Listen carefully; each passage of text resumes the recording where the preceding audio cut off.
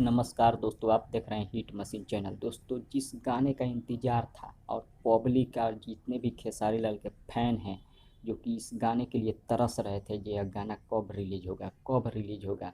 मतलब बहुत ही ज़्यादा इस गाने के लिए लोग तरस रहे थे। लेकिन आपको बता दें कि इसका भी रिलीज़ डेट आ गया है, जो कि कल इसे रिलीज़ किया जाएगा स्पीड रिकॉर्ड भोजपुरी पर। जी हाँ, स्पीड रिकॉर्ड भोजपुरी पर कल इस गाने को रिलीज़ किया जाएगा, जो कि इस गाने को काफ़ी ज़बरदस्त तरीके से शूट किया गया है। क्योंकि आप लोग वीडियो तो इसका वायरल हो चुका है, आप लोग देख चुके हैं।